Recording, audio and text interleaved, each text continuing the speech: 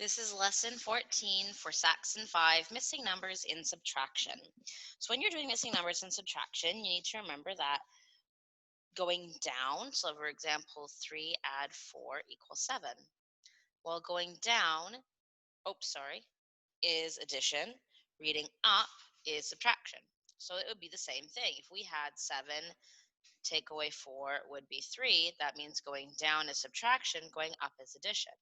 So if we want to find a missing number, we can do the opposite as needed. So let's keep using these two numbers. If we had 7, or let's change it up, m take away 4 equals 3.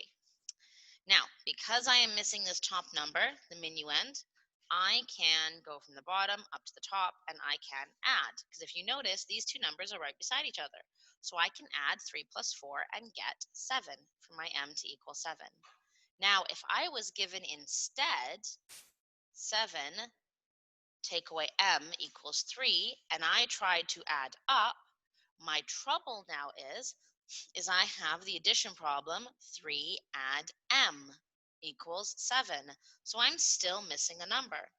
Now, when you're missing a number for addition, you do the inverse, which is subtraction. So in this case, what you're doing is you're taking 7 take away 3 and coming up with 4 and having m equals 4.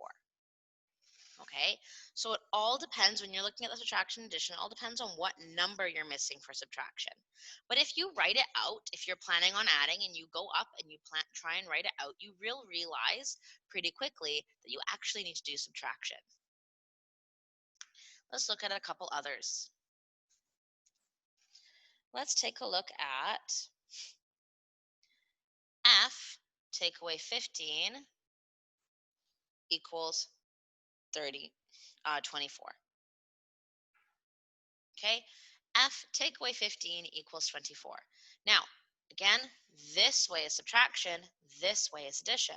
Now, I can do 24, 15, f, which means I can easily now do what I need to do. I can add 24 and 15 together to get f. So that's 5 and 4 is 9, 2 and 1 is 3, so 39. My actual question is 39 take away 15 equals 24. And that is my problem. Now, again, if I was missing the 15, I would have had to subtract. But let's take a look at that one as well. If I have, let's take a look at some more numbers, 45 take away s, that's s, not 5, s equals 21.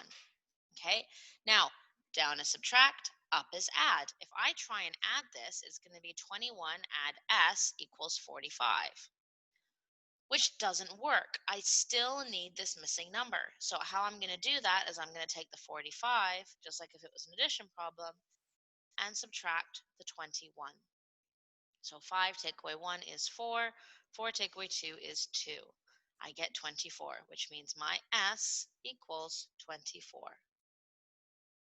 Okay, the rule of it is, if you are missing the minuend, or the biggest number, then you add. If you are missing the subtrahend, or the smaller number, then you subtract.